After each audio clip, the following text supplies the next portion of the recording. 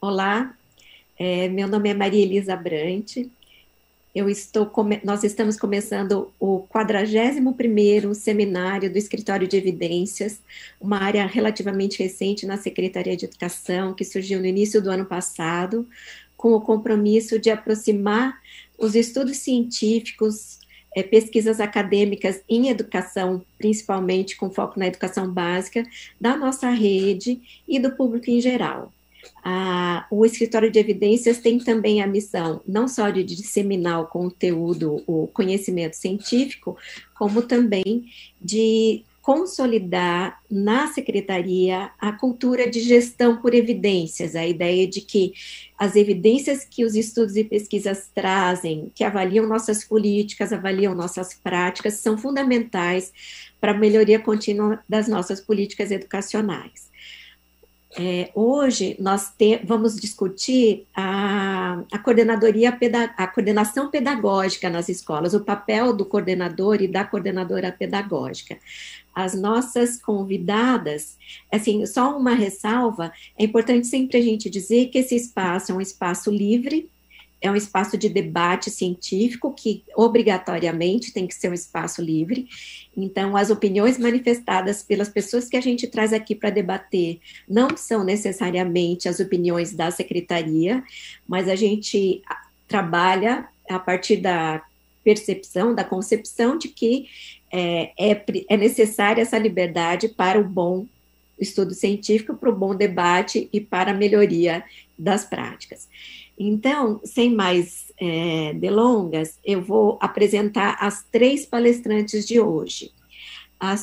O assunto, né, o título é o coordenador pedagógico e a formação de professores. Intenções, tensões e contradições. E as palestrantes são as professoras Vera Maria Nigro de Souza Placo, a professora Vera Lúcia Trevisan de Souza e a professora Laurinda Ramalho de Almeida. A professora Vera Placo é docente e pesquisadora na pós-graduação em educação, na PUC, onde ela foi formada, né? Todas são doutoras em educação, em psicologia da educação pela PUC de São Paulo. A Vera Placo é docente pesquisadora da PUC de São Paulo em Psicologia da Educação e Formação de Professores, Formação de Formadores, e líder do grupo de pesquisa CEPID, Contexto Escolar, Processos Identitários de Professores e Alunos da Educação Básica. A professora Vera Lúcia Trevisan de Souza, ela é docente e pesquisadora da PUC de Campinas e líder do grupo de pesquisa Processos de Constituição do Sujeito em Práticas Educativas. E, por fim, a professora Laurinda Ramalho de Almeida, ela é docente e pesquisadora da pós-graduação em Educação, Psicologia da Educação e Educação e Formação de Formadores na PUC de São Paulo e vice-líder do grupo de pesquisa Bases da Psicologia para a Educação.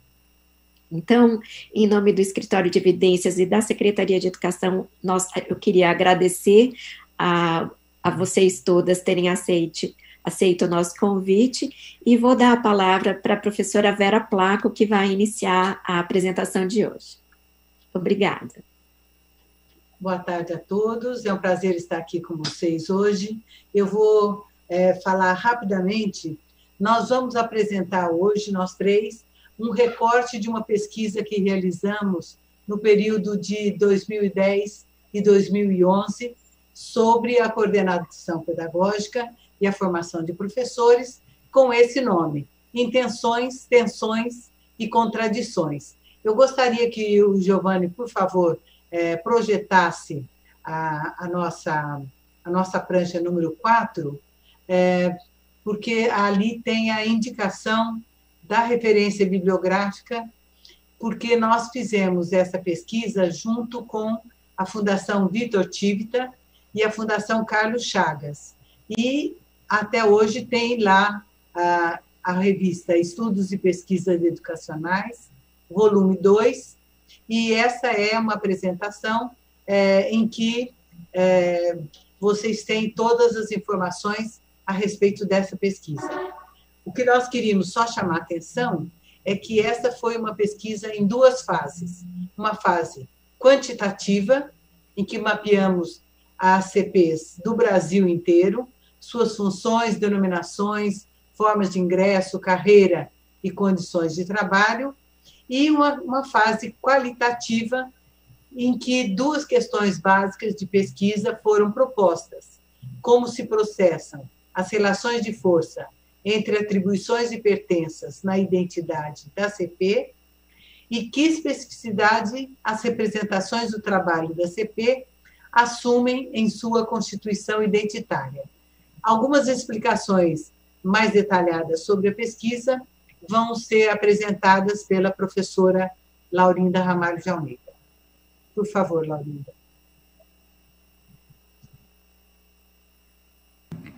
Quero começar dizendo da minha alegria de estar aqui, falando com parceiros, que apesar de todas as diferenças possíveis que existam entre nós, os que estão nos ouvindo, e nós aqui que estamos falando com vocês, diferenças de idade, de formação, de trajetória, todas nós temos um ponto em comum, que é termos escolhido a área da educação e termos escolhido fazer diferença para a melhoria da qualidade da educação, principalmente da educação básica. Professora Vera já disse que esta pesquisa que nós fizemos em 2010, 2011, teve duas fases, uma fase quantitativa e uma fase qualitativa. Nesta fase quantitativa, nós ouvimos, pela via de telefone, 400 coordenadores pedagógicos das 5 regiões do Brasil, e depois, na fase qualitativa, nós também abrangemos as 5 regiões, mas agora com um número menor de coordenadores, e a gente vai mostrar isso a partir de um mapa apresentando essas duas diferentes fases. Por favor, pode colocar a prancha onde aparece primeira fase, pesquisa quantitativa.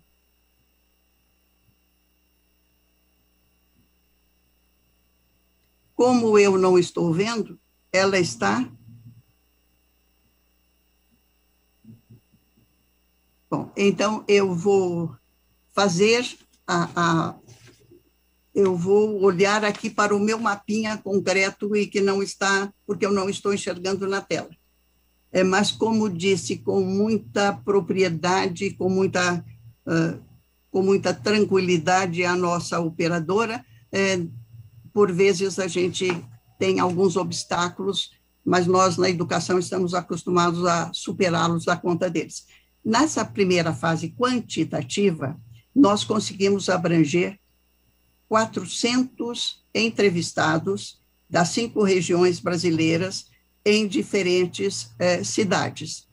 Estes entrevistados deram informações que nos permitiram caracterizar as coordenadores brasileiras em relação às suas opiniões, como disse a professora Vera, levando em conta as suas opiniões, algumas características de trabalho, características pessoais, e tivemos este pano de fundo, este retrato da coordenação no Brasil. Na segunda fase, que foi a pesquisa qualitativa, por favor, é a prancha 4. Nesta, nós percebam que nós temos aqui as 5 regiões, mas é uma cidade por região. Então, nós entrevistamos para esta fase de compreensão. Se na primeira fase, quantitativa, nós tivemos como objetivo mapear características dos coordenadores, das coordenadoras, nessa segunda fase, nós tivemos um objetivo de compreensão de como se dava nas escolas as o trabalho da coordenação pedagógica, a articulação que era feita com os seus professores e o processo formativo. Estas 5 cidades que foram devidamente escolhidas por nós, e vocês podem perceber, podem perguntar, por que estas cidades e não outras? Que foram Curitiba, São Paulo, Goiânia, Natal, Rio Branco. Nós as escolhemos porque tínhamos nelas pesquisadoras, e eram pesquisadoras todas, que tinham trabalhado conosco ou como eram ex-orientandas ou ex-professoras, então tinham um trabalho já conhecido por nós, e a elas, como pesquisadoras locais, caberia o trabalho de entrevistar, e em cada cidade, vocês estão percebendo pela imagem, em cada cidade nós íamos contactar 2 escolas municipais, 2 escolas estaduais, e em cada escola 1 diretor, 2 professores e 1 coordenador pedagógico. Neste caso, estas coordenadoras locais, essas pesquisadoras locais, como nós as denominamos, a elas competiu o trabalho de entrevistar esses profissionais, de fazer o levantamento de todas as normas legais destas diferentes cidades e elaborar relatórios parciais que eram enviados para as 3 coordenadoras, que fomos eu, Vera Placo e Vera Trevisan. Então, este trabalho foi feito pelas pesquisadoras locais e foi um trabalho de inestimável valor. A outra prancha, por favor. Agora, os nossos pressupostos. Quais foram os pressupostos que nortearam, primeiramente, a elaboração do desenho da pesquisa e depois a nossa análise? Primeiro pressuposto, cada escola é uma realidade irredutível. E a gente tomou aí emprestada uma frase do professor José Mário Pires Azanha, que foi sobejamente discutida em 1983, num documento que se chamou Documento Preliminar para a Reorientação das Atividades da Secretaria, num momento em que ele atuava como chefe de gabinete do secretário Paulo de Tarso. A frase: cada escola tem características pedagógico-sociais irredutíveis quando se trata de buscar soluções para os problemas que vive. A realidade de cada escola é o único ponto de partida para um real e adequado esforço de melhoria. Nosso segundo pressuposto foi que o trabalho é constitutivo da identidade profissional. E por quê? Alguns dos motivos. Um deles é que, lembrando que o nosso foco era discutir a identidade do coordenador, da coordenadora pedagógica, é por meio dos outros que nós nos conhecemos, nós nos compreendemos melhor. E as relações no trabalho são elemento fundamental, elemento importantíssimo para que nós nos conheçamos, nos compreendamos e possamos avançar na nossa qualidade como profissional. Por outro lado, ainda o trabalho tem uma importância muito grande quando eu penso que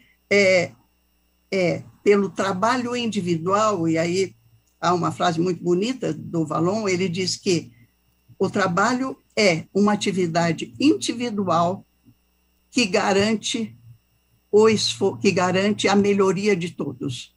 É um esforço individual que garante a própria melhoria e a melhoria de todos. E o terceiro pressuposto foi que a formação é uma função primordial do coordenador pedagógico.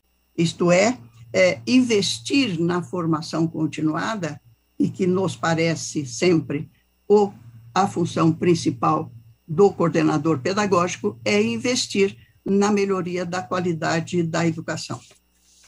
Um outro slide mostra eixos que estruturam e promovem as ações e reflexões.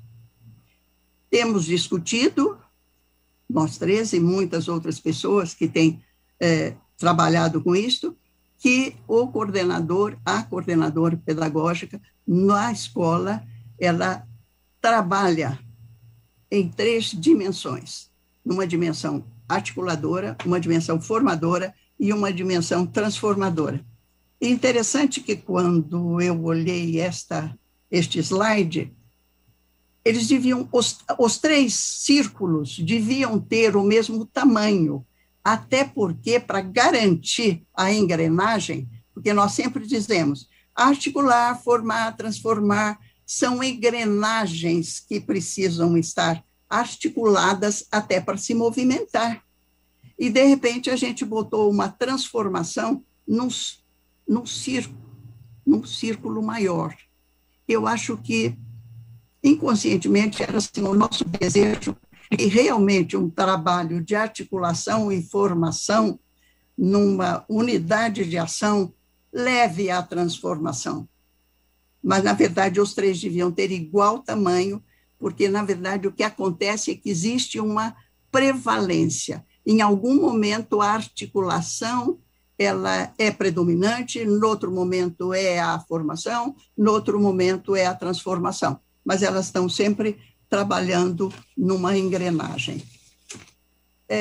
Um outro slide, o papel do CP na formação continuada, sob a ótica da legislação. Nós fizemos uma incursão bastante, vamos dizer assim, uma incursão que não foi fácil, porque se todas as escolas estudadas tinham uma legislação específica sobre o coordenador pedagógico, estas atribuições eram de tal monta, eram tantas, que foi difícil a nós, pesquisadoras, até pensar numa forma de categorizá-las. E, então, apesar disso ser bom, porque a legislação sobre a função do CP existe em todos os estados do Brasil e nos municípios investigados, as atribuições eram muitas e de muitas qualidades diferentes. E, dada a dificuldade de categorizá-las, nós acabamos chegando ao seguinte ponto. Nós, para discutir, consideramos as atribuições explicitamente formativas, quando a atribuição era claramente direcionada para a formação, como, por exemplo, a liderança do projeto político-pedagógico, atividades relativas ao funcionamento pedagógico da escola e apoio aos professores, mas nós percebemos que havia muitas atribuições que aparentemente eram apenas informativas, mas que podiam tornar-se formativas desde que eu visse sentido, eu atribuísse um sentido formativo a estas atribuições. Então, nós consideramos explicitamente formativas e potencialmente formativas algumas das atribuições. E, finalmente, havia atribuições administrativas mesmo.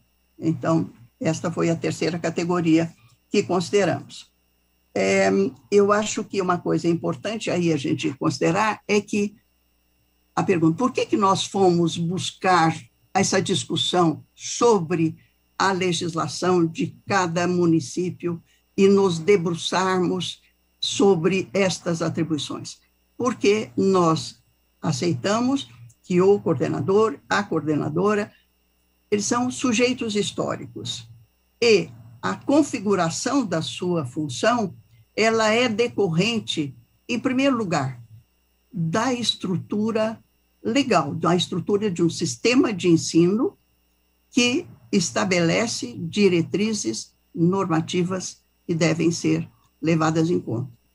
Mas essa configuração da sua função depende também da própria organização da escola, isto é, como a escola se organiza, se estrutura e incorpora o trabalho da coordenação pedagógica nas suas possibilidades de atuação, isto vai também, de certa forma, determinar a função do CP. E uma terceira condição é exatamente o sentido que o coordenador, a coordenadora, vai dar a estas atribuições que lhes são ofertadas pelo sistema, pelas normativas legais e pela própria escola. Podemos passar para outra? Nós nos debruçamos também para a produção da literatura brasileira sobre a temática que nós íamos estudar, a coordenação pedagógica.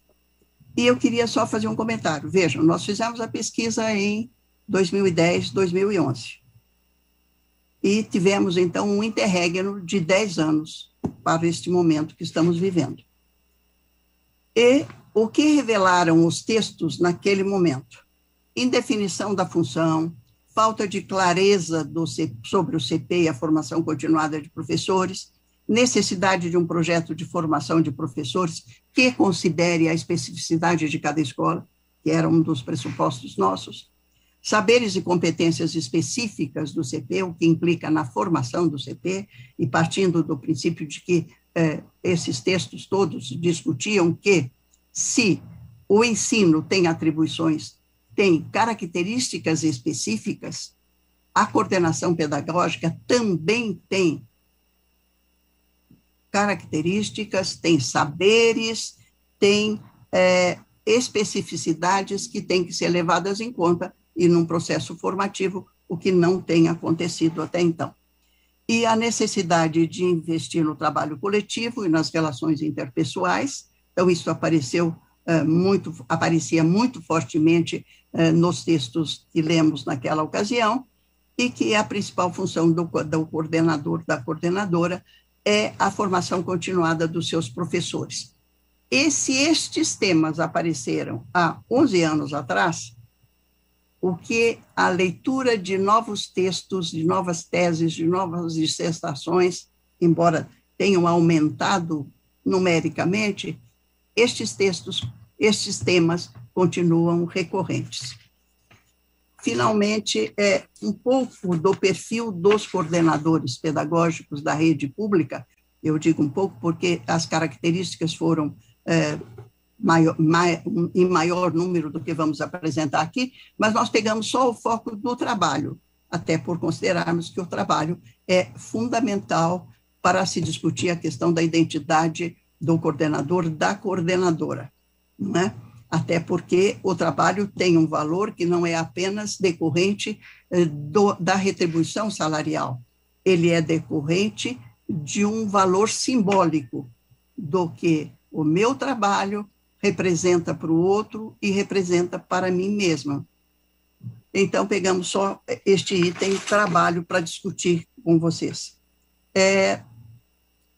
O que as falas dos 400 entrevistados mostraram? Eles são experientes, mas não estão há muito tempo na escola. Então, a gente tem uma média de 3,9 anos na escola atual. Então, cerca de 4 anos eles estão na escola atual, mas já estiveram 7 anos como coordenador em outras escolas. Uma outra coisa, e todos diziam isto, e até as atribuições também mostravam, que eles trabalham muito. Uma média cerca de 37 horas semanais, e considerando ainda que 41% deles afirmam que trabalham no fim de semana. Isto é, que levam trabalho que não deram conta de fazer na semana, levam para terminar no fim de semana, pelo menos 2 fins de semana por mês. E 69% dos entrevistados atuam em outra escola, e desses, 69% atuam como professor, isto é, eles são coordenadores em uma escola e professores em outra escola. e 27% são coordenadores em 2 escolas. Eles trabalham numa escola num período e na outra em outro período na coordenação pedagógica. E o outro dado sobre trabalho, que ainda revela o perfil dos coordenadores da rede pública, é que eles se envolvem muito com as questões administrativas, mas consideram que eles são envolvidos muito com o atendimento a pessoas. E vejam, desde o atendimento telefônico até o atendimento aos professores, reuniões com o diretor, conversa com alunos, orientação aos pais. E, infelizmente, muitos revelaram que eles fazem substituição de professores faltantes. Quando o professor falta, para não deixar os alunos sem aula, uma janela, eles assumem a sala de aula. Eu estou dizendo, infelizmente, porque a gente gostaria que todos os professores estivessem presentes na escola e que o coordenador pedagógico pudesse ficar fazendo a sua função, que é orientar, trabalhar pedagogicamente com os professores. E ainda atendem às solicitações do sistema. Eles sentem-se importantes para a escola, mas pouco valorizados. E esse foi um dado interessante. Apesar de dizer que as tarefas são muitas, que eles têm que fazer um atendimento a muitos setores e a muitas pessoas, eles dizem que eles se sentem valorizados, se sentem importantes, mas não há uma valorização correspondente de outros profissionais.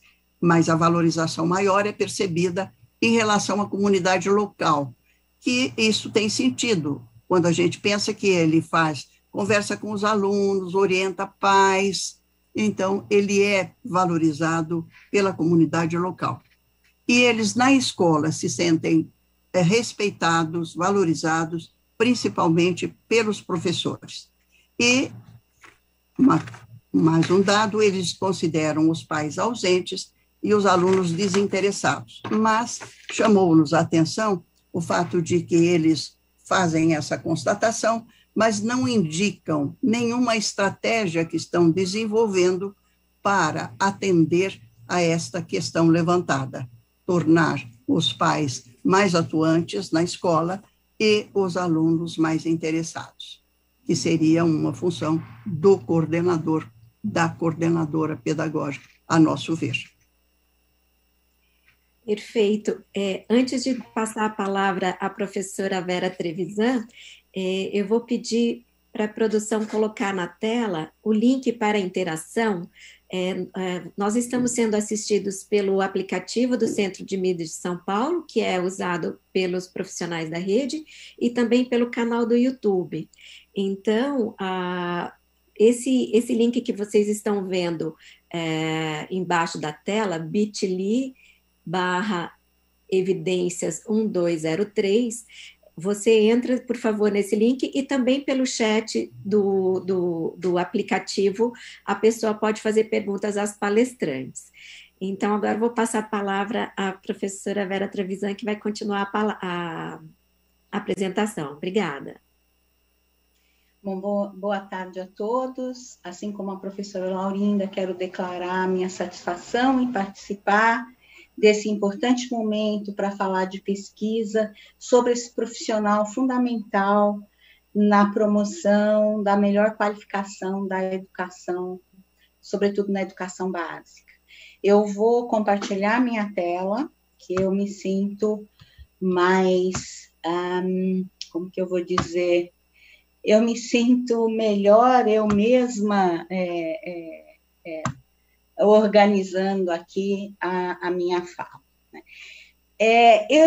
A professora Laurinda falou um pouco já, né, da identidade do coordenador pedagógico, da coordenadora pedagógica, e a minha fala vai se centrar na busca da compreensão do porquê nós julgamos importante falar em identidade do CP, e que foi o foco da segunda parte da pesquisa, né, denominada de mais qualitativa, visto que mesmo a parte quantitativa, né, traz caráteres, elementos qualitativos, como ficou claro na apresentação da professora Laurinda.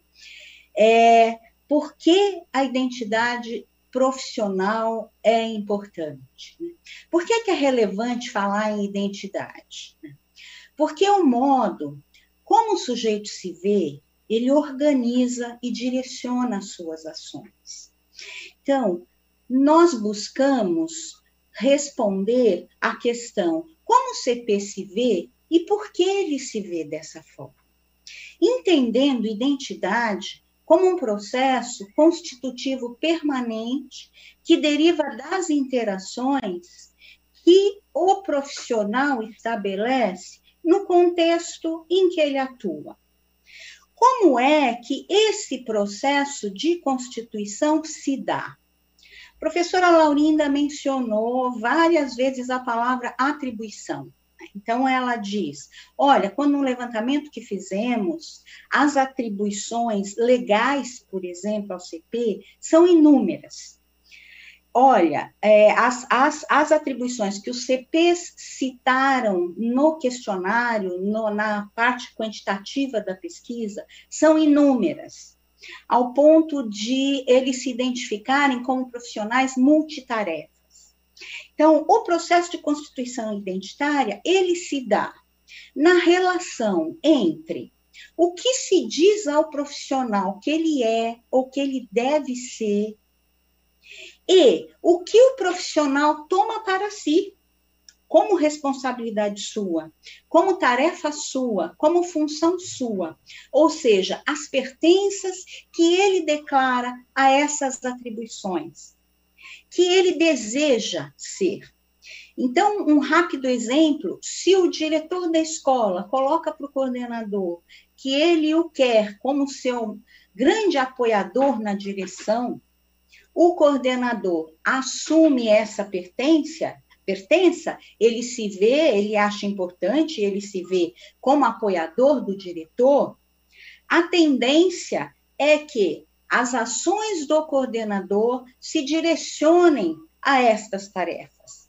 E que, ao concorrer uma demanda do diretor com uma outra tarefa que não tenha sido assumida pelo coordenador, atender ao diretor assume prevalência.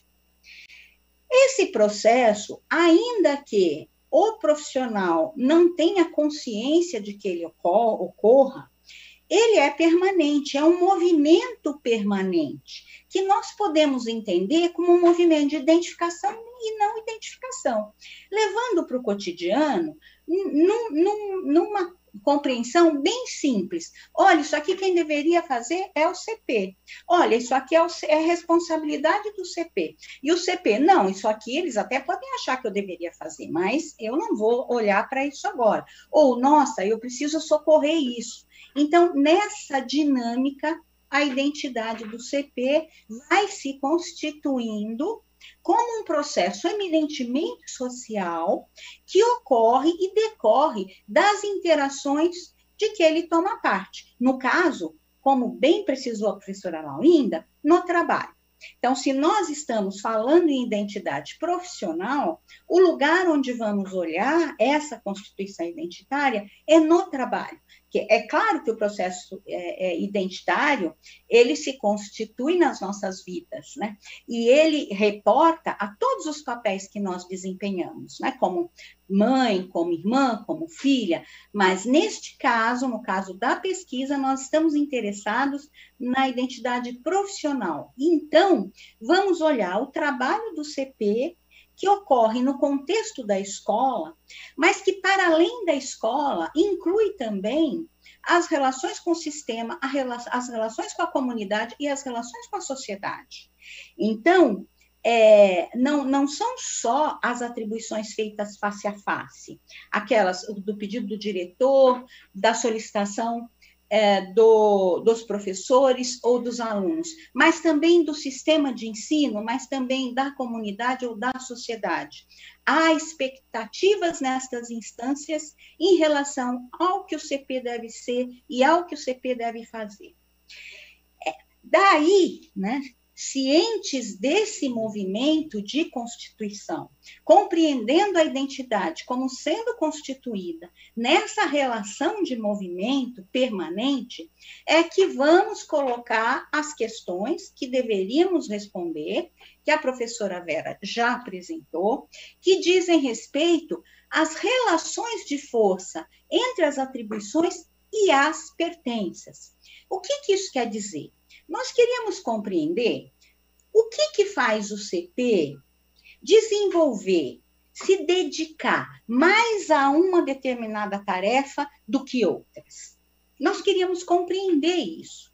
Se são muitas as atribuições e o CP é uma pessoa para responder a essas atribuições, como que se dá essa relação de forças que faz com que ele assuma tarefas determinadas em detrimento de outras tarefas, ainda que sejam tarefas que ele julgue muito importantes e que ele julgue que é seu papel.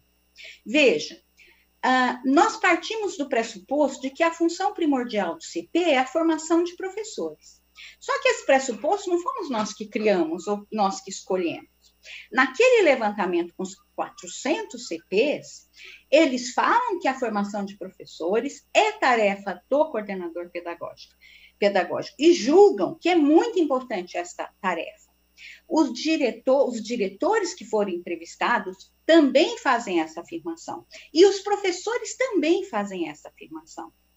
E nós constatamos que o investimento na formação de professores não tem sido a tarefa priorizada pelos CPs. Então, queremos compreender na pesquisa por que é que isso acontece. Muito bem, onde é que nós vamos olhar, então, para compreender essa relação de forças? Nós vamos olhar nas condições de trabalho do CP. Ora, se é no trabalho que a identidade profissional se constitui, é no trabalho que nós temos que olhar para ver como é que essas relações aparecem.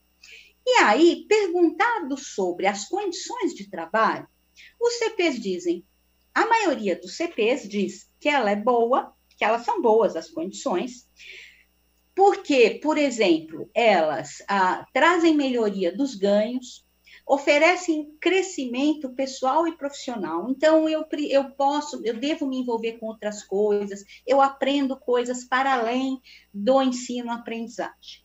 Mas, eles afirmam isso, mas se queixam de muitas faltas. De falta de professores, de falta de pessoal de apoio, de falta de formação para o CP, essa é uma queixa muito recorrente. Nós não temos uma formação específica que nos permita desenvolver a atividade de coordenação pedagógica. A remuneração também é inadequada, não há um plano de carreira para o CP. Algumas vezes eles são contratados, mas remunerados como docentes, e também faltam condições materiais, recursos didáticos. E há uma queixa enorme de que há um excesso de atribuições. Então, ele é o profissional que faz tudo na escola. Eles mencionam que eles são chamados, desde para atender o portão, atender o telefone, Laurinda mencionou isso, até resolver um problema com o diretor, ou um problema com pais ou com professores. Ou seja, para que as condições de trabalho do coordenador elas fossem realmente boas, elas fossem adequadas, seria necessário que houvesse uma melhor orientação sobre as suas atribuições. Então, uma orientação que permitisse que ele fizesse um escalonamento de prioridades, que ele pudesse olhar para tudo que ele tem de fazer e estabelecer o que ele vai atender primeiro, o que é mais urgente, o que é mais importante. Também que houvesse mais recursos humanos, para que ele não precisasse atender telefone, atender porta e fazer tantas outras tarefas que não são relativas à sua função. E também que ele tivesse a oportunidade de dedicar tempo para a formação de professores e para a própria família. Uma das queixas que aparece no CP é que eles acabam levando o trabalho para casa, que eles não têm tempo para a família, e isso acaba interferindo na qualidade do trabalho deles e na qualidade de vida deles. Então, eis que nós chegamos ao buscar entender a relação de forças entre essas múltiplas atribuições e o quanto esse coordenador toma para si essa atribuição e o investimento que ele faz para atender a essas demandas, que estamos chamando de atribuições, nós observamos tensões, sempre tensões, e tensões de 3 naturezas diferentes. Tensões externas à escola, que decorrem do sistema, que decorrem da comunidade. Tensões internas à escola, que decorrem de demandas da direção, dos professores e dos alunos, e aquelas tensões que decorrem da própria vivência e sentimento do coordenador. Então, que ele queria fazer, que ele colocou para ele como desafio, ele se prometeu, este ano eu vou estudar a questão do bullying com os professores, e ele não consegue, e isso gera tensões. O que a gente viu com relação às forças que nós queríamos observar?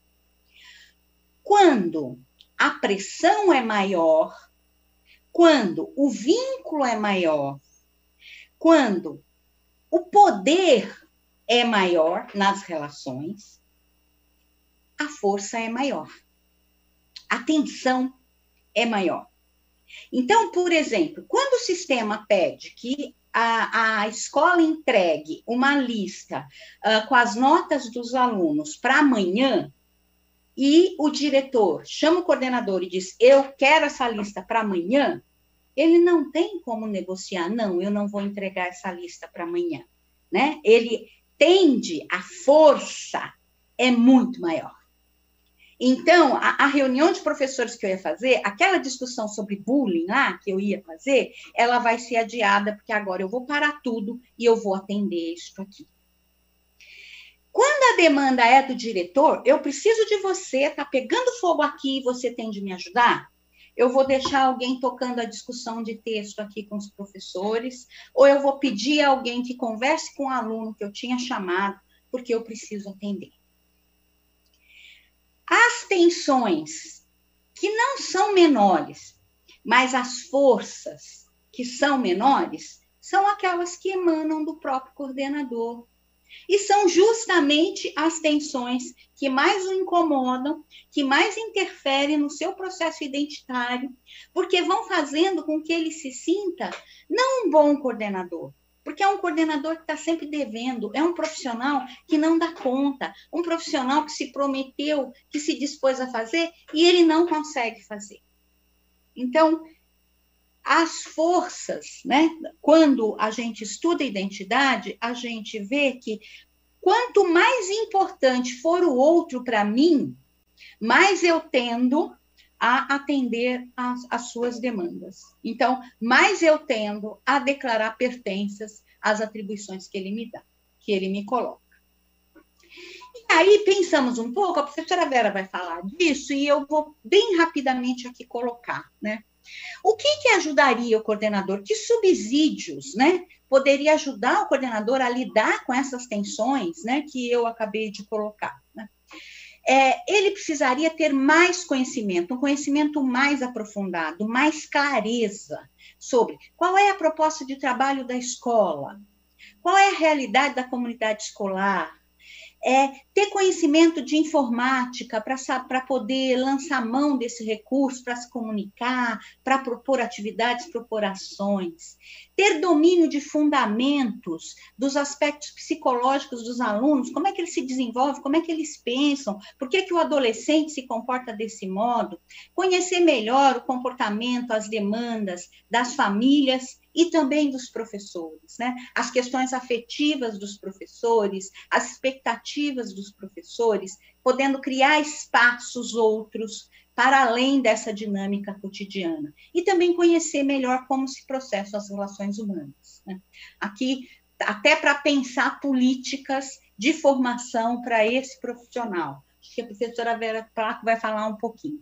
Então, já concluindo, nós podemos dizer que o processo de constituição identitária do CP é um processo permeado de tensão permanente. Tensões, de muitas tensões, colocando no plural, que decorrem das várias atribuições, as prescritas em leis, as demandas dos professores, do diretor, dos pais, dos alunos, de outros sujeitos, das suas relações, da literatura, como a professora Laurinda mostrou, né, que se confrontam com as adesões ou as rejeições que ele faz a essas atribuições. E isso resulta numa vivência da coordenação como intenções, como tensões, intenções e tensões que fazem emergir as contradições. Se eu tenho intenção de fazer isso e eu não faço isso, isso gera uma tensão. Mas por que eu não faço, se eu julgo importante? Contradições que estão presentes no cotidiano do CP e que, portanto, interferem não só na sua constituição identitária, porque ele continua a se ver como esse profissional que não dá conta, esse profissional que tem muitos desafios a enfrentar e que não sabe como enfrentar esses desafios, e também no seu trabalho. Interfere no seu trabalho na medida em que ele atua mais no eixo da articulação, que é por onde a professora Vera vai dar continuidade aqui a essa fala. É isso, professora Vera Placo.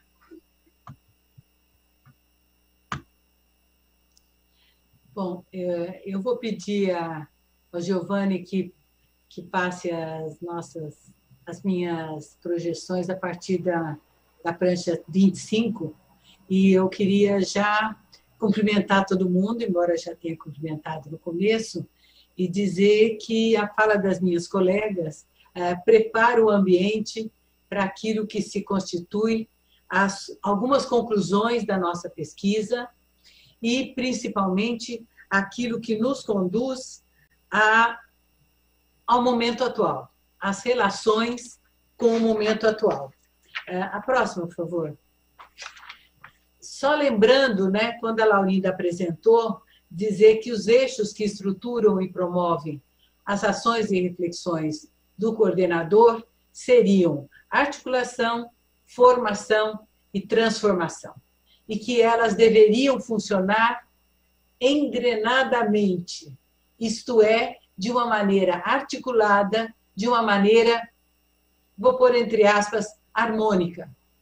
E, na verdade, isso não acontece nessa pesquisa que nós fizemos. Próximo, por favor. O que nós identificamos foi uma prevalência da dimensão articuladora da ação do coordenador pedagógico diante das dimensões formativas e transformadoras. E nós tivemos uma hipótese em relação a isso, que talvez essa dimensão articuladora seja uma decorrência da própria trajetória da profissão de CP.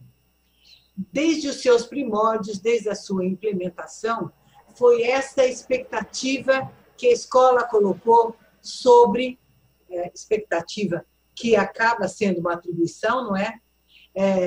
Sobre o coordenador pedagógico, de que ele fizesse funcionar o projeto de escola, que ele fizesse funcionar as relações entre as pessoas, que fizesse acontecer de maneira articulada todas as relações pedagógicas e interpessoais que se estabelecem dentro da escola. Veja, a legislação, como disse a Laurinda, traz as dimensões formativas como importantes. Os estudos teóricos têm proposto como importante essa dimensão formadora. E o coordenador pedagógico também declara, é o seu discurso, ele declara que ele também acredita que a formação é sua função, é seu papel a ser realizado. No entanto, o que se identificou especialmente nessa pesquisa ficou muito claro, o que identificou é que ele realmente realiza, com muita prevalência, a dimensão articuladora, deixando em segundo plano, quando não, deixando totalmente afastada, por exemplo, a dimensão transformadora. E fazendo funcionar de maneira, às vezes, quase automática, uma dimensão formadora. O que nós percebemos nessa pesquisa é que o coordenador pedagógico assume, naquele momento, a sua função como missão, como sacrifício e sofrimento. Hoje nós questionamos, o coordenador pedagógico é o profissional, e lutamos por isso. Mas há 10, 12 anos atrás, nós vimos aparecer com muita força essa ideia de missão, de dom, de sacrifício. E isso acaba levando, com muita frequência também, a aderência do coordenador pedagógico a funções que não lhe são privativas, que não lhe são específicas. E, ao fazer isso, ele acaba misturando, vamos dizer assim, as suas funções com as funções burocráticas, administrativas, com funções de atender porta, atender telefone, atender emergências, as mais variadas, dentro da escola. Isto é, respondendo a demandas que são atribuições locais imediatistas, e, ao fazer isso de novo, essas respostas a essas atribuições são contraditórias. Por quê? Porque ele continua valorizando, ele continua reconhecendo que ele deveria ter uma importante função formadora, uma importante função dentro dessa dimensão do seu trabalho. Próxima, por favor. Bom, quando o coordenador entra na escola, ele não é formado, ele não vem formado para ser coordenador. Nós não temos, nem hoje, nós não temos uma formação específica. Eu diria que há 12 anos atrás, talvez tivéssemos até um pouco mais do que temos hoje. A pedagogia hoje não forma coordenadores pedagógicos. Ele não vem preparado para isso. Como eles nos dizem muitas vezes, ele dorme coordenador, e ele dorme professor e ele acorda coordenador. E é baseado nessa prática como professor, baseado nas relações que ele estabelece com o aluno, com a sala de aula, que ele acaba dialogando com a escola e com os sujeitos da escola na sua função de coordenador pedagógico. Assim mesmo, mais uma vez, tendo consciência de que ele não está formado, de que ele não está preparado, que ele não sabe muitas coisas e que ele precisa se responsabilizar pela sua própria formação. Essa questão, próximo, por favor.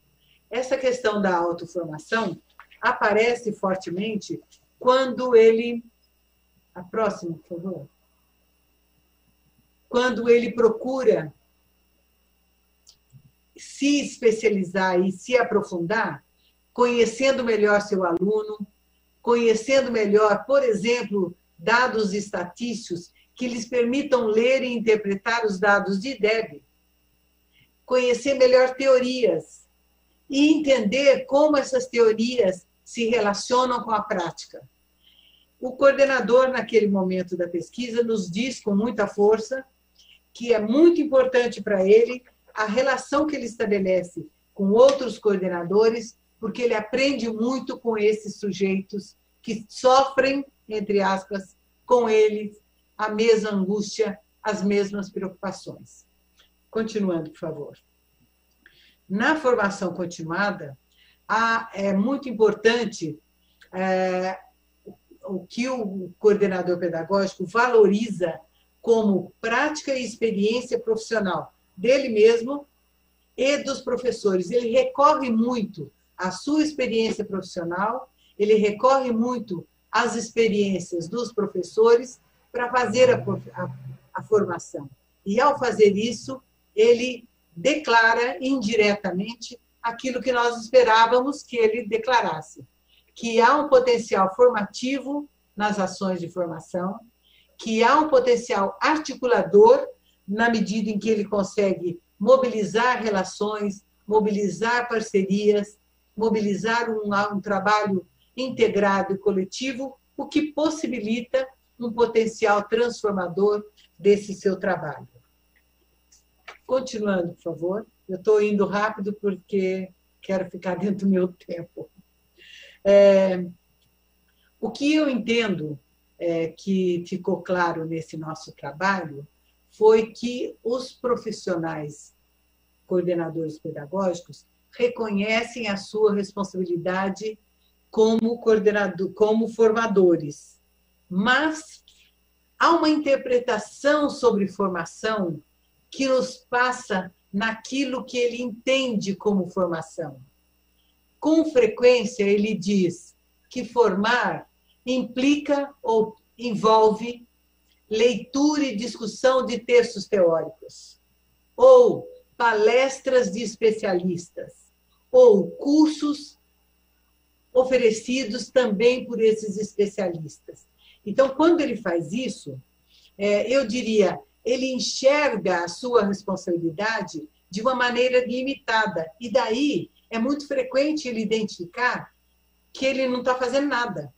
Às vezes ele está, porque quando ele trabalha com planejamento de coordenadores, quando ele discute o cotidiano da escola, quando ele discute questões de disciplina, quando ele discute bullying, como diz a Vera, quando ele fala e traz as questões de gestão de sala de aula junto ao professor, sim, são ações formativas, sim, são ações importantes, mas que ele não reconhece como formativas. Nós reconhecemos o potencial formativo desses encontros, e ele não. E aí ele vive uma tensão muito forte.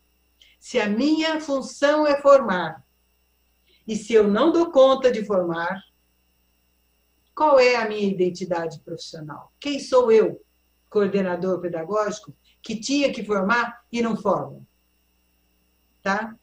E aí, o que nós identificamos é que muitas dessas ações, junto ao planejamento, junto à dinâmica de relações do professor com a classe, junto a questões do cotidiano da escola, envolve uma dimensão afetiva que ele não declara em nenhum momento nessa pesquisa como sendo um aspecto importante da sua atuação.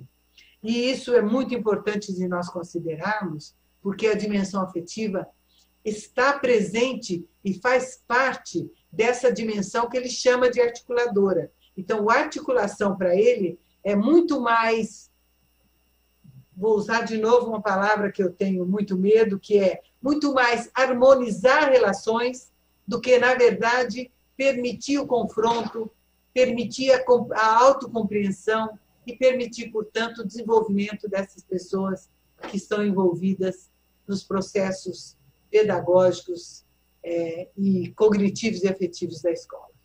Próximo, por favor.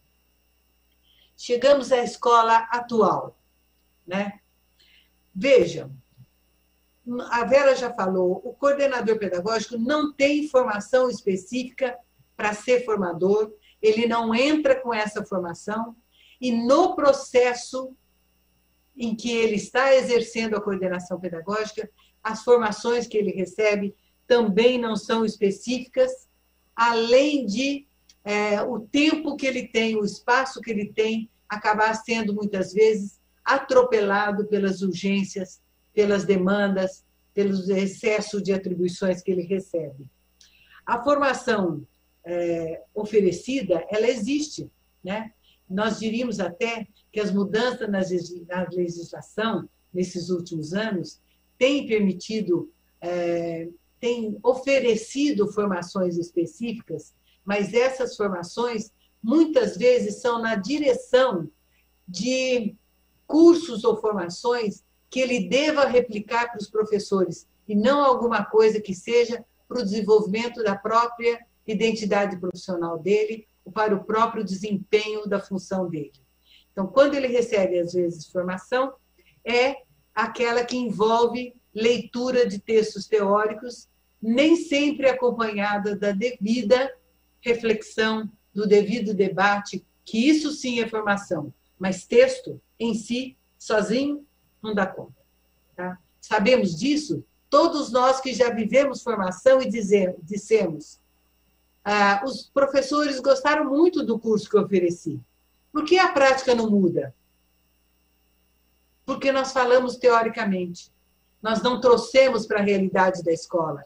E como disse a Laurinda, trazendo o professor Azanha, cada realidade da escola exige esse vínculo, exige esse link, essa relação entre aquilo que se propõe teoricamente e aquilo que aquela escola, naquele momento, com aquelas pessoas, precisa receber. Próximo, por favor. Nós estamos falando tanto em formação do CP, formação específica, que é que nós estamos pensando? O que nós propusemos, nós, enquanto pesquisadoras, trabalhando com os dados dessa pesquisa? Nós chegamos à conclusão que sim, são estudos teórico-práticos, mas que devem responder a especificidades daquilo que o CP deve fazer. As habilidades relacionais, a construção e gestão de grupos. Algum de nós, estou dizendo eu também, como coordenadora que fui tantos anos, algum de nós recebeu formação para construção e gestão de grupos, para habilidades relacionais, para domínio de fundamentos da educação e áreas correlatas? Muitas teóricas. Teórico-práticas também? Não necessariamente. Questões atuais da sociedade, questões da infância, da adolescência, do seu desenvolvimento e aprendizagem. Muitas vezes, como eu dizia, cursos e formações sobre estratégias de formação e ensino até são oferecidos, mas sempre ligados à área específica de português, de matemática, de alfabetização, e não naquelas que revelam ou que ajudam o CP a desempenhar as suas funções. Continuando. Dilemas atuais que estão aparecendo a cada dia na escola. Se o CP teve poucas condições de formação há 10, 12 anos atrás, hoje, as formações que ele recebe quase sempre são muito semelhantes. Quase sempre.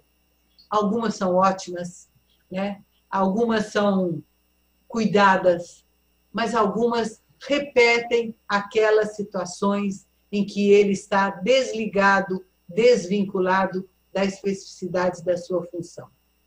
Além de tudo, nós vimos, pela análise de legislações que ela ainda apresentou, quanto de atribuições cada uma dos sistemas de ensino municipais e estaduais prevêem para o trabalho do CP.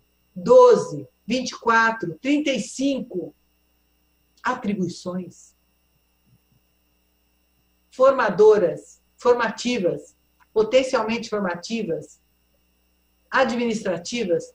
Se você pegar a listagem, ele não tem tempo para fazer na escola atendimento a todas as demandas atribuídas.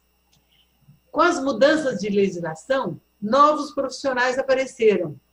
Que profissionais são esses? Nós temos o PCNP, o professor coordenador de núcleo pedagógico, e, recentemente, o PCAE, o professor coordenador de agrupamentos de escolas. Recentíssimo, está entrando agora nas escolas.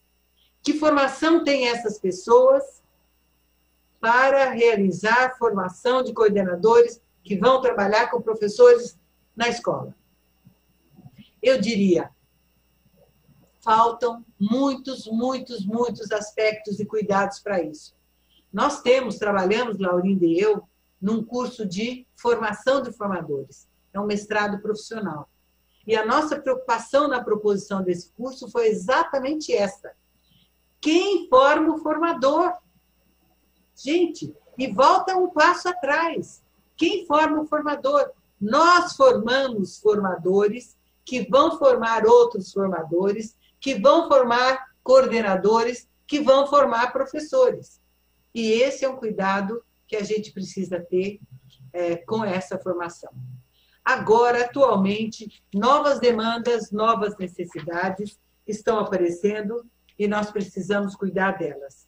Então, o que nós vamos chamar atenção agora, próximo, por favor, é que as escolas agora estão sendo demandadas, em função da pandemia, para isolamento, para volta às aulas, para ensino remoto. Em que medida nós podemos, no ensino, trabalhar com evasão, ensino híbrido, novas práticas pedagógicas, novas concepções e práticas avaliativas com os alunos? Em que medida somos capazes de trabalhar novas formas de relacionamento dos alunos entre si, com os professores, com as famílias? As dificuldades pessoais, as dificuldades relacionais de aprendizagem que estão vivendo essas crianças, esses jovens, os cuidados sanitários. Veja, nem estou mencionando tecnologia, que é um enorme de um problema que nós vamos ter que enfrentar e viver. E, finalmente, para completar, eu diria, próximo, por favor. Um segundo, por favor. Qual seria o nosso papel hoje frente a todos esses aspectos relacionados à questão da pandemia? São muitos esses aspectos, nós já mencionamos, mas nós temos necessidade de um plano de ação da escola, de um plano de ação do CP. Esse plano não pode ser feito sozinho, não pode ser feito em gabinete, é um trabalho colaborativo, pais, comunidade, famílias, alunos, que têm que ser atendidos em todos os aspectos, nas questões cognitivas, nas questões afetivas. Vejam, o medo, a insegurança, as questões relacionais, o perigo, todos esses aspectos têm que ser cuidados e pensados nos planos de coordenação pedagógica, nos planos de cada escola. Gente, eu tenho certeza que vocês estão vivendo tudo isso e tem muito a nos ensinar. E aí nós estamos, a partir de agora, à disposição para a gente conversar a respeito. Muito obrigada. Perfeito, professora Vera. Muito obrigada pela fala de todas vocês. Nós recebemos várias perguntas. Antes de passar a palavra a vocês, eu queria só fazer um esclarecimento, porque uma das perguntas exige um esclarecimento. A pergunta é da Rejane Rodrigues, que é coordenadora na diretoria Sul 2. E ela pergunta: nos documentos oficiais da rede estadual, utiliza-se a sigla PC, de professor coordenador, como referência ao professor coordenador. Na formação vigente, nessa formação de hoje, a gente está falando de coordenadores pedagógicos. O esclarecimento que eu preciso dar é o seguinte: o espaço do escritório de evidências é um espaço que é um pouco diferente das formações mais amplas que vocês recebem por meio do Centro de Mídias de São Paulo e as formações feitas pela EFAP, porque ele é um espaço mais de debate que conduz a formação, a reflexão, mas ele não é uma formação alinhada com os objetivos da secretaria de formação típica para cada cargo. Então, nós estamos aqui debatendo de maneira mais ampla, a partir da visão dessas pesquisadoras, a questão da identidade do coordenador pedagógico, que é a função que, para simplificar, a nossa legislação chama de professor, de PC, professor coordenador, e o pedagógico fica subentendido, né? Mas ela não é em linha com toda a estrutura de formação, ela é tanto que, como a gente vai ter chance de debater, e aliás eu agradeço, a abordagem é uma abordagem crítica, a maneira como os sistemas de ensino vêm realizando a formação, aspectos de falta de clareza das atribuições dos diversos personagens, que daí a gente vai ter tempo de desenvolver, que são absolutamente pertinentes no contexto desse debate. Então, essa era só uma ressalva que eu queria fazer. A Aline Soares de Souza, dos Santos Gonçalves, que da diretoria de Adamantina, longe de São Paulo, Ela pergunta se vocês pretendem expandir essa pesquisa agora voltada para esse momento pandêmico, pontuando algumas comparações para tratar evoluções e estagnações. Por favor, quem queira responder. Olha, eu diria, eu estou falando por mim, eu acho que talvez fale pelas colegas, mas eu diria que, de fato, esta pesquisa foi uma pesquisa que envolveu a Fundação Carlos Chagas, a Fundação Vitor Tivita e o Brasil inteiro, né?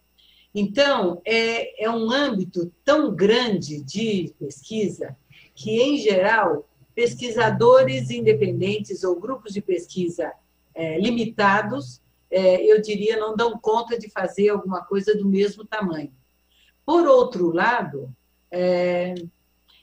neste momento, eu estou terminando a primeira fase de uma pesquisa no estado de São Paulo, na rede estadual paulista, sobre qual escola para o século XXI, desafios da escola na atualidade. E essa escola e essa pesquisa foi realizada com todos os professores, coordenadores, dirigentes, PCNP e outros especialistas de educação do estado de São Paulo, com 5.005 respostas.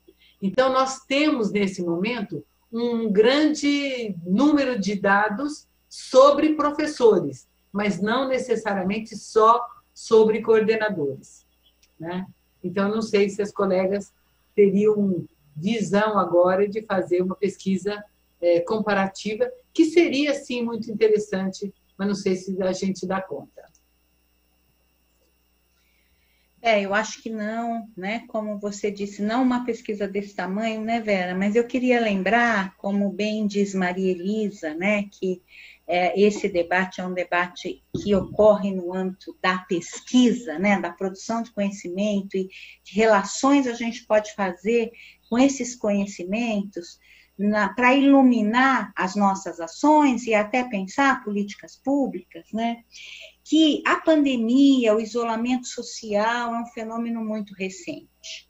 E que no campo da pesquisa, as pesquisas elas emanam dessas demandas que vão aparecendo no cotidiano, né, que vão surgindo. Então, por que a gente estuda determinados temas? Por que a gente foi estudar o coordenador pedagógico naquela ocasião? Né? Porque o coordenador pedagógico apontava como um profissional fundamental para a escola e se sabia muito pouco sobre esse profissional. Então, eu penso que hoje, por exemplo, o meu grupo de pesquisa, os trabalhos, as pesquisas desse ano, dos meus atuais orientandos de iniciação científica, mestrado, doutorado, estão todas olhando para a questão da pandemia, olhando para a questão dos efeitos do isolamento social alunos do ensino médio. Eu imagino que no trabalho do coordenador pedagógico, no trabalho do diretor, no trabalho dos professores. Então, assim, independentemente de haver uma pesquisa nacional, né, o que seria maravilhoso, mas que envolve, como diz Vera, um custo enorme, não só custo financeiro, mas custo para regimentar profissionais que pudessem trabalhar, muitas pesquisas no âmbito de mestrado, de doutorado, de iniciação científica estão se encaminhando para olhar para essas questões. E nós vamos demorar muito também, não é? Porque, enquanto nós estamos fazendo essas pesquisas, novos fatos vão acontecendo, né? Nós nos deparamos hoje com o fechamento novamente das escolas. Então, a pesquisa, ela precisa de uma certa distância, ela precisa de um certo tempo para ela poder acessar esses dados e analisar, né? Mas eu imagino que esse é um trabalho que nós todos vamos ter de ter, né? Com certeza. Tem que abrir. Abrir o microfone, professora Laurinda. Aberto. Agora sim. Tá bom. Eu queria acrescentar, primeiro, uma complementação a algo que a Maria Elisa comentou a partir da pergunta da Aline sobre a terminologia coordenador pedagógico que nós utilizamos na pesquisa de 10 anos atrás. Uma das coisas que a gente verificou nas várias regiões é que há uma terminologia muito variada para o profissional que faz coordenação pedagógica. Em algumas escolas, em algumas regiões, ele é chamado de pedagogo. Noutras, ele é chamado de supervisor. Noutras, de professor coordenador. E, no caso específico de São Paulo, nós temos o coordenador pedagógico na rede municipal, porque é cargo, não é função, e temos na rede estadual o professor coordenador, porque é uma função. É um professor que é designado para ser coordenador, professor coordenador. E a gente já passou por várias legislações. Na própria legislação da rede estadual, há uma previsão de que a escola possa ter um coordenador pedagógico como cargo e professor coordenador como função, mas só foi estabelecido o professor coordenador, que é a partir da designação. Isso é uma coisa. Segundo, voltando a certa forma, eu entendi assim, a nossa colega lá de Adamantina, ela fez assim uma provocação que eu achei muito pertinente. Está na hora, sim, e eu espero que as minhas colegas mais jovens aceitem o desafio de fazer uma pesquisa agora de maior vulto sobre exatamente como se faz coordenação pedagógica no estilo remoto. Eu tenho vários orientandos fazendo pesquisa e trabalhando com isto, trabalhando com esta situação de entrevistar os professores que estão trabalhando numa situação muito precária, de trabalhar com coordenador pedagógico, e inclusive alguns da própria rede estadual fazendo esse tipo de pesquisa. Talvez não uma pesquisa de âmbito amplo, como foi feita esta, mas uma reunião de pesquisas já realizadas, e daí a gente poderia pegar de várias pesquisas e mais ou menos dizer, quer dizer, o que dizem as pesquisas de hoje, né, desta situação. Embora concorde com a Vera Trevisan, que pesquisa, embora sentimento seja bom a gente pegar a quente na hora que acontece, e nós estamos agora nesta quentura de tristeza e de medo, então seria muito bom pegar esses sentimentos, mas para fazer uma análise a gente precisa de um certo distanciamento. Mas olha, colega de Adamantina, eu acho que você fez uma provocação muito boa e que eu espero que alguém tome isto como para coordenar. Dona Vera Placo, você que gosta de fazer coordenações, aliás, eu tenho assim, uma vocação, eu fui várias vezes vice-coordenadora da Vera Placo no programa de Psicologia da Educação. Depois eu fui vice-coordenadora da professora Marli André no programa de formação de formadores. Então, eu me disponho a ser vice-coordenadora sua, viu, Vera Placo? Que boa provocação. Obrigada, professora Laurinda. Você sabe que a nossa parceria, a gente fala que é uma parceria histórica, né? Que começou lá nos idos de 73, 74. Muita gente não tinha nem nascido, nós já estávamos trabalhando juntas. Então, claro que a parceria é sempre boa, Vera também faz parte desse pool, mas... Sei que a Vera é bem mais novinha, a Vera Trevisan. Gente, me desculpem, então, mas... A Vera tem que tomar conta disso. Gente, me desculpa interromper, mas nós temos 3 perguntas interessantíssimas e nós só temos 9 minutos até o término do nosso tempo. Infelizmente ou felizmente, a grade de formações é intensa no canal, então nós não teremos tempo a mais. Então, eu vou reunir as 3 perguntas que nós recebemos, que vão todas no tema o que significa, do ponto de vista mais concreto, atuar na formação de professores do ponto de vista do professor coordenador. Eu vou transmitir as perguntas. A Sandra Regina Benedito dos Santos, da diretoria Norte 2, ela pergunta: o PC pode orientar o professor nas ações a serem desenvolvidas dentro da sala de aula?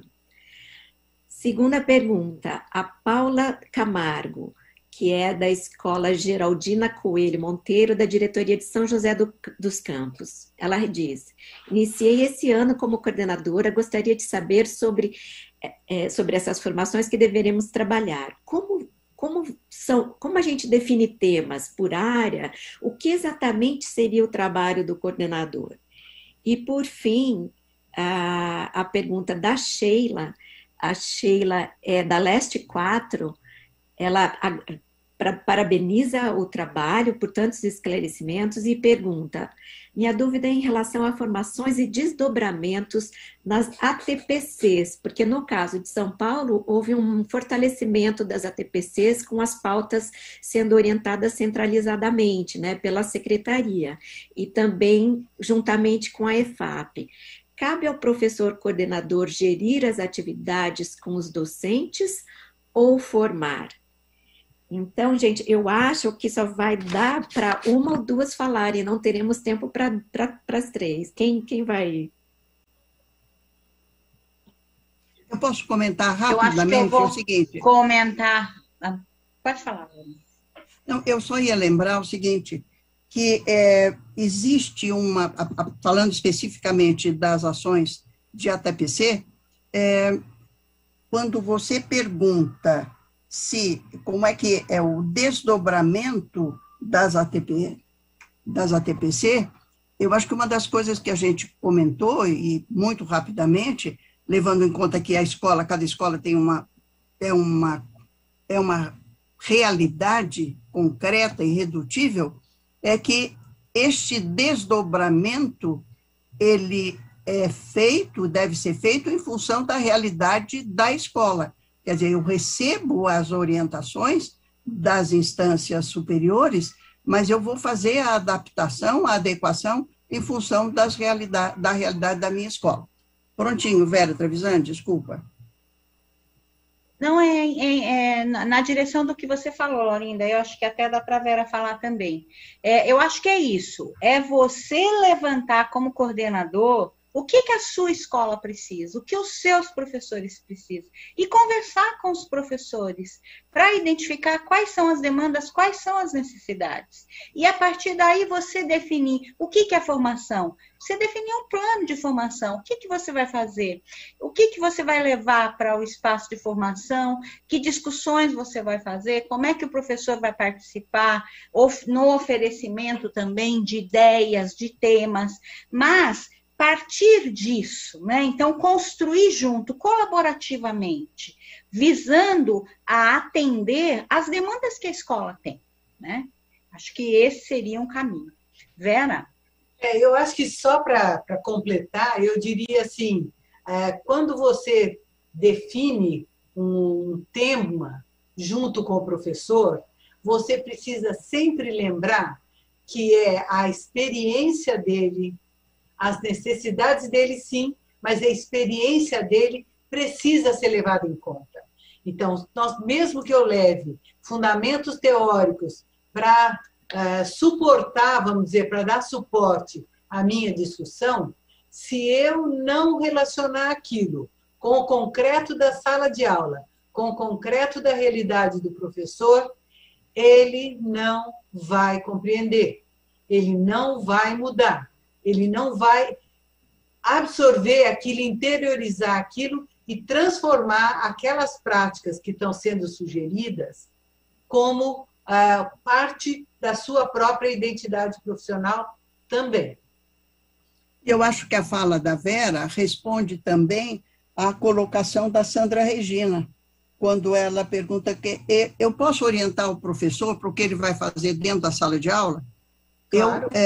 Sim, eu tenho que fazê-lo e, por exemplo, lembrando o que apareceu na nossa pesquisa, muito da falta da dificuldade que eles têm, por exemplo, com o trabalho em grupo dentro da sala de aula. Isso é alguma coisa que o coordenador pedagógico pode trabalhar, ajudar muito o professor, independente de um conhecimento específico, de matemática, inglês, português, mas ele pode trabalhar no sentido de como o professor pode fazer a gestão da sua sala de aula de forma a conseguir melhor resultado e melhor agrupamento. E lembrar que isto é formação. Orientar um professor sobre a gestão da sala de aula é formação também. Mais concreto que isso, como formação, difícil. E investindo na relação, né? Como é que você fala com esse professor, o cuidado que você tem de ter, né? Que não é, eu vou te orientar com o que fazer, mas investindo na relação, no dimensionamento das relações. Acho que isso. E isso tem muito a ver com o momento atual. Nós temos falado muito em acolhimento, em estar do lado do professor, estar do lado do profissional. Isto é também formação. Trabalhar com os professores para eles acolherem os medos, as censuras, as dificuldades dos seus alunos e atender o medo do meu professor também. Isso também é formação. Gente, assim, é uma pena que a gente tem que terminar, porque o que eu queria combinar? Primeiro, ficou óbvio que há necessidade, os professores estão sedentos por orientação e informação. Então, do ponto de vista do escritório de evidências, a gente se compromete a ter uma conversa com a EFAP, com a COPED, sobre os resultados, os impactos da reflexão que as professoras trouxeram aqui nas formações cotidianas. Uma pessoa, Claudineide Lima, ela queria parabenizar a iniciativa, porque ela foi orientanda da professora Laurinda, ela conhece todas as professoras, ela é da diretoria Guarulhos Sul. A Andréa Borges pergunta se essa live ficará disponível no repositório. A resposta é sim, e essa live ela já está prevista para ser passada novamente na segunda-feira na grade de formação, que a EFAP gostou do assunto e vai passar novamente. Em outro horário é só vocês procurarem. As apresentações das professoras também vão ficar disponíveis. O escritório tem um repositório de apresentações, e vocês lendo o nosso boletim, a gente vai informar no próximo boletim onde vocês poderão encontrar o PPT. E infelizmente, eu vou precisar que vocês se despeçam e agradecer imensamente a riqueza do debate de hoje. Até logo. Eu posso começar só para dar um abraço para a Claudineide? Fico muito feliz de ter você continuando a trabalhar na Secretaria de Educação do Estado e fazendo esse trabalho bonito na coordenação pedagógica. Beijo, Claudineide. Um abraço a todos e foi ótimo estar aqui com vocês nessa tarde. Um abraço para todo mundo também. Eu fiquei tão entusiasmada e emocionada de falar com a Claudineide. Um abraço para todos que nos ouviram e que vão nos ouvir, porque se nós temos que trabalhar no acolhimento, eu quero dizer que hoje eu me senti acolhida por esta situação que a gente teve de ter esse contato com vocês. Até logo, então, gente. E eu deixo um abraço muito grande para todo mundo da rede e dizer do meu apreço, do meu compromisso com a escola pública paulista, com a escola pública brasileira, principalmente nesse momento que nós estamos atravessando. Um abraço mesmo. Gente, então, muito obrigada. E até o próximo seminário, que vai ser dia 26. Eles agora são quinzenais. Boa tarde a todos e agradeço a quem assistiu. Muito obrigada às palestrantes também, que foi excelente. Boa tarde. Muito obrigada a você também, Maria Elisa. Boa tarde.